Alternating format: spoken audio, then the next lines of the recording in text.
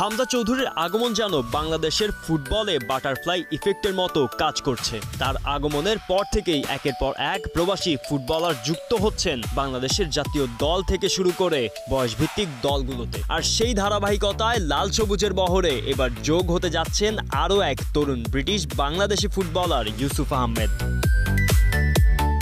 বাংলাদেশের জার্সি গায়ে চড়ানোর স্বপ্নটা এখন আর শুধু স্বপ্ন নয়। ইতিমধ্যেই বার্মিংহামে বাংলাদেশ সহকারী হাইকমিশনে গিয়ে এই পাসপোর্টের প্রয়োজনীয় আনুষ্ঠানিকতা ও ফিঙ্গারপ্রিন্ট সম্পন্ন করেছেন ইউসুফ।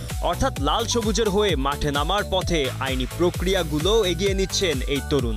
সবকিছু ঠিক থাকলে আগামী সেপ্টেম্বরের আন্তর্জাতিক উইন্ডোতেই জাতীয় দলের ক্যাম্পে হামজা জামালদের সাথে দেখা যাবে তাকেও।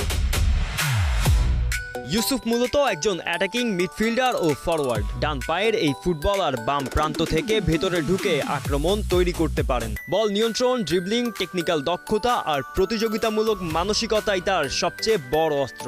ফলে লাল সবুজের আক্রমণ ভাগে নতুন মাত্রা যোগ করার সামর্থ্য রয়েছে এই তরুণের।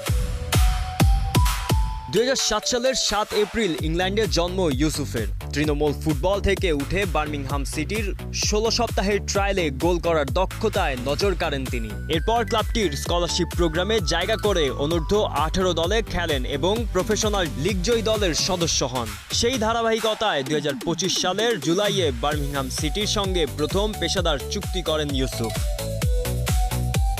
সেপ্টেম্বরে যদি সত্যি জাতীয় দলের ক্যাম্পে হাজির হন ইউসুফ, সেটি হতে পারে বাংলাদেশের দীর্ঘদিনের উইং সমস্যার সমাধানের নতুন এক সম্ভাবনা। আর তখন সবার চোখ থাকবে এক জায়গায়, স্বপ্নের লাল সবুজ জার্সি গায়ে ইউসুফ আহমেদ নিজেকে কতটা মেলে ধরতে পারেন, হামজা সমিতদের সঙ্গ পেয়ে কতটা আলো ছড়াতে পারেন বাংলাদেশের আক্রমণ ভাগে।